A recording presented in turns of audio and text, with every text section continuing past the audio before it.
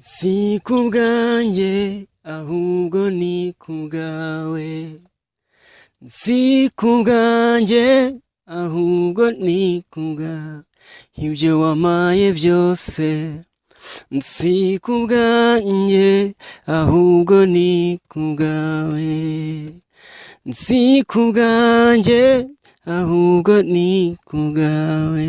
Wacagaguye imigozi yose yari mboshye, suko nari nka Yozefu wakuvugiye cyane, suko nari nka Samusoni umugabo w'ibigango, negereye ya ntebe y'ubwiza bwawe, kukumenya byambereye umwitero, negereye ya ntebe y'ubwiza bwawe, kukumenya byambereye umwitero. Nitwa Mucyo Habati, amazina ngo dukoresha ni Habati, ndi umuririmbyi, ndirimba indirimbo z'Imana, ndakijijwe, mbi Kigali, nsengera muri Revive Palace Church ku Gisozi. Yesu aduhana umugisha. Habati ni umusore uri mu kigero cy'imyaka 23, dore ko nta gihe gishize mvuye ngo mu Rugabano nize kuri esi Rugabano, ndi umusore wanyu. Igihe nabonye ko ari naho umurongo nkabikomeza, ni igihe nari ngiye muri kwaya yitwa World Stars, niyo navuga yamfromye muri 2006 gutyo, yankomerezaho 2008, 2009, 2010, aribwo nakoze indirimbo ya mbere nyikorana n'undi wari perezida wacu. Mbona ni ibintu byiza cyane, ndavuga ati nabikomeza n'ikindi gihe cyose. Kuri ubu ngubu maze gukora indirimbo 3, ariko urumva ko harimo imwe nakoranye n'uwo ngo ariko ngiye ku giti cyanjye, indirimbo zamvugira n'ungu mpamya yuko ni indirimbo 2, hariyo nise ni ku bwawe, indi yitwa Intebe. Intebe ni nayo ndirimbo nshya duherutse kwakira. Iyi ndirimbo ikubiyemo ubuhe butumwa, wanayituririmbeho mu kanya gatoya? Iyi ndirimbo muri makeya tuvuga ngo negereye intebe yawe, negereye ubwiza bwawe, kubera ko kukumenya byambereye ubwihisho. Mu by'ukuri nashatse kuvuga yuko imbere y'Imana nje mu kirambi cyayo, nje imbere yayo, nje imbere y'ubwiza bwayo, kubera ko niyo byose. Abahanzi rimwe na rimwe hari ukuntu usanga ajya muri studio bagakora beat, agashaka ibyo aririmba, hakaba n'undi wandika akagenda ahubwo abifite. Habati, wowe ubigenza ute muri ibyo ngibyo? Mu by'ukuri urakoze cyane Jimmy, ngiye kuntu nkora ubundi inspiration ikunda kuza hinsanze ariho hose, mpita mfata umwanya nkandika. Naguha urugero rwose, iyi ni telefone yanjye, mfitemo notebook, iyi niyo navuga niho ibyanjye byose bera, ngenda nanditse byanjye ko nago indirimbo nagishaka kuntwara iminsi ngahe. Ndakora uwo munsi nkoze ni beat, nkarita ndikodinga, ibindi nyuma akazi kaba ari aka producer. Iyo uganiriye n'abahanzi mu byiciro bitandukanye, bakunze kugaragaza ko amikoro kugira ngo bashyire ibihangano byabo ahagaragara biba ari ikibazo. Habati, ubyitwaramo ute? Ubifashwamo n'iki? Ufite management? Bimeze bite? Ibyo byo biragoye cyane ko nta management bihari. Nta kazi wenda bwa gafatika ngo byagenda gute kagufasha, dore ko ndi umunyeshuri ngeze mu mwaka wa 3 muri university. Ariko mu by'ukuri ibyo nago navuga ngo n'akazi n'abafite, nago navuga ngo kanyishyura rya mashuri kagize gute, kangiye mu muziki, ibyo byose. Ariko kubera ko mbikunda, kubera yuko numva hari ikindimo, ndavuga ati dukeya mbonye mfata umwanya nkajya muri studio nkakora iki umutima wanjye unegeka kuririmbira Imana. Mu bahanzi ba hano mu Rwanda baririmba indirimbo zo kuramya no guhimbaza Imana, ninde ufataho icyitegererezo cyangwa ni bande, yewe no hanze y'u Rwanda? Mu by'ukuri nakubeshye, abantu ngo hari igihe umuntu agira kwiyarira akavuga ngo nago navuga mugenzi wanjye runaka, ariko Jimmy ngiye mvugishije ukuri, ni umwana mutoya niko navuga, bamwita Olivier, sinzi nimba muzi. Handimba aririmba avuga ngo icyo yavuze yarakivuze, Yesu we turacyategereje mu ngofero ya Olivier. Mu by'ukuri uriya mufatiro ya mu miririmbire ya mu myandikire y'ufasha indirimbo ngo ingofero, mu by'ukuri umurebye wavuga se uyu niwe ukora bino bintu, ariko niwe mfata nk'icyitegererezo hano mu Rwanda. Hanze y'u Rwanda hari umumama nemera, bamwita uriya mama bamwita ni Snatch Sinach uriya mu mama rwose ndamwubaha. Hanyuma Albert, hari ikindi gikunze kugarukwaho cyane nko muri generation yacu, bavuga bati indirimbo za kera mu gihe cya Alexis Dusabe, Uwiteka niwe mwungeri, ba Richard Nick Ngendahayo n'abandi wenda muri iyo myaka gusubiza inyuma, babaga bafite text cyangwa se imyandikire ihambaye. Kuri ubu ngubu abaririmba indirimbo zihimbaza Imana bashinjwa ko bita cyane ku muziki, kuri beat, umuziki ukoze neza ukubita uhamagara abantu rwose cyane cyane urubyiruko, ariko ugasanga mu myandikire ibintu bisa naho ari ntabyo. Ibi ngibi ubibona ute? Wari wumva abantu babivugaho? Ibi ngibi ngiye kuntu mbibona, hari ibyo twita cyangwa uko tubonye, nimba mbonye ngo Jimmy yaririmbye ino ndirimbo, yaririmbye muri injyana, none yayirimbye mbona abantu bishimye cyane, nanjye nkabigenderaho nkavuga ngo ngiye kubikora gutya. Bari abantu baricaraga bagatekereza, kubera yuko na competition zari zihaje ko yakoraga ikintu ubundi yabanza kujyana ikintu bita ubusabane n'Imana. Mu by'ukuri yukoze ikintu, iyo wihaye umwanya runaka, Imana hari uwitegura si kugira ngo wowe ikazi kakwimurika gusubiza ikahamutereka. Kubera iki? Bari abantu barasengaga cyane, niyo mpamvu umva indirimbo zabo za 2008 zigikoreshwa. Wowe ugasanga ukoze indirimbo ubu ngubu, ariko se ni ukwezi kumwe imaze. Impamvu ni iyihe? No kuririmba ugasanga umuntu ari igitero cya mbere mu ndirimbo nyinshi uzumva, igitero cya mbere cyakarimba refure, ugasanga refure naho iri buhure n'igitero cya gatatu, cyangwa se ugasanga igitero cya kabiri naho giho na refure. Rero biba byiza ko niba ugiye kwandika indirimbo, ni bya bindi wambajije ngo uragenda ugakoresha beat ukazaza kuri coding cyangwa se amagambo akaza aho ngaho. Icyo nicyo kibazo abartiste twebwe muri generation yacu duhura nacyo. Urumva ntabwo ushobora kuvuga ngo ufite beat ari uragiye ngo amagambo azaza ari itayisukiranya ako kanya. Ni byiza ko ubanza kwandika, ukanza ugatekereza se iki kintu ngiye gutanga ni ikiye, bari buyumve gute, iyi ndirimbo ifite igihe kimeze gute, ifite igihe kingana gute. Rero bari abantu bavuga ngo bandika indirimbo, kumva igitero cya mbere naho gihatana n'icya kabiri, kandi naho na refure ugasanga ni ibintu bifatanya, nibyo bintu biha ireme indirimbo. Haba hari inama wagira abakora nk'ibi ngibi umaze kubona ko mu by'ukuri nawe udashyigikiye Albert?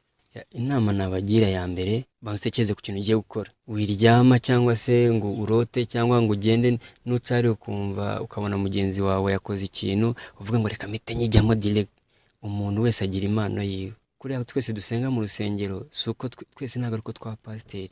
Hari pasiteri, hari bishop, wowe ushobora kuba protocol, ibintu ukabikora neza, ushobora kuba aririmba ukarusha wa wundi ukora iki, buri wese afite umuhamagaro. Reka kwirukanyira ibyo ubona uvuga ngo uriya nimba ari byiza kuri wowe ntabwo wapfa kubishoboye. Ikintu nagira inama, nabanza atekereze ku bintu agiye gukora, abiha umwanya, abiha agaciro, nibwo azakora ikintu gifite ireme. Kandi ikindi kintu uvuga, ikintu cya mbere nihereyeho, ikintu bita inama.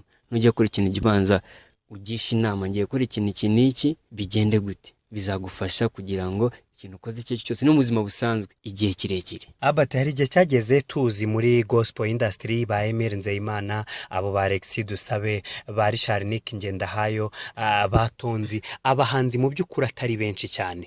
Kuri ubu nka hano muri Kigali ukorera umunsi ku wundi ibikorwa byawe byaba byo gushakisha imibereho, yewe nibi byo kuririmba, dore ko ari naho ubu umunsi ku wundi, ubona ute kuba hari impano nshya zigenda zivuka? Ibi ngibi bisobanuye iki kuri uyu muziki wo kuramya no guhimbaza Imana? Ahangaha mu by'ukuri ni byiza yuko natwe muri generation yacu habamo abantu bahimbaza Imana, baramya Imana. Ntabwo ibintu byose byarekerwa ngo ni bakuru bacu. Bari abakuru bacu hari ibyo tuba dukwiye kubigiraho, ibyo tubigira n'ibintu bwa butumwa bwiza.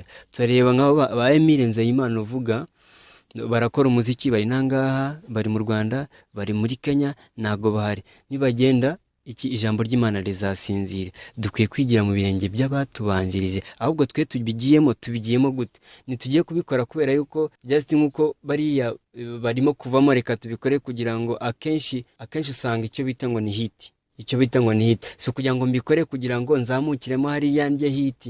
Iyo hit bavuga ni yakanya gatoya. Niyo mpamvu tugomba gukora ikintu wakitondeye. Nawo bakuru ukagomba kubegera. Nubwo ntabwo biba byoroshye kuvuga wenda urugendo ya Albert kuzajya kwifatira Richard Ngendahayo kugira ngo mwicaze, ntabwo biba byoroshye, ariko byibuze igihe gitoya ubonye uba ugomba kuba wagikoresha. Ni motivation nziza kuri generation yacu, n'abandi baturi munsi bakazamuka. Nicyo kigaragaza yuko twishimiye ibyo bakuru bacu bakora, twishime ubutumwa batanga, natwe twavuga ngo reka tugendere muri generasiyo yacu. Hari bishop wacu ugize kunda kutubwira, akunda kujya hanze avuga ngo mu nsengero zo ku mugabane w'Uburayi usanga abakristo cyane ni abakecuru ni abasaza, ugasanga urubyiruko narwo bavuga ati turwanye kino kintu. Ariko twe dushima Imana ko mu Rwanda cyangwa se muri Afurika hano hafi n'ibihugu bya hafi ko harimo abantu bazi Imana, harimo urubyiruko ruzi Imana. Nkavuga ati icyo nagishimira Imana, ahubwo twebwe uko tugikora gute twisuzume. Kuri ubu ngubu biri kuvugwa ko muri izi ntangiriro z'ukwezi kwa gatatu itegeko rireba cyane amadini riraza gutangira gukurikizwa, aho biri kuvugwa ko leta igiye kubihagurukira. Umuntu w'umupasiteri utarize ibijyanye na teoloji, utarize ibijyanye n'ivugabutumwa atazaba yemerewe kongera gukora uwo murimo. Bamwe ntibabyumve kimwe, bati ni impano Imana iba yarihereye umuntu, abandi bati nta mpamvu. Wowe ubibona ute ibi bintu? Nimba warabyumvishe ibi ngibi ngo bikaba bigendeye n'ibintu tujya twumva bibera mu matorero, wenda bigahisha umurimo w'Imana mu by'ukuri nk'uko tuba tuzi wakabaye ukorwa. Wowe bitekerezaho iki? View yawe ni iyihe kuri iyi nsanganyamatsiko?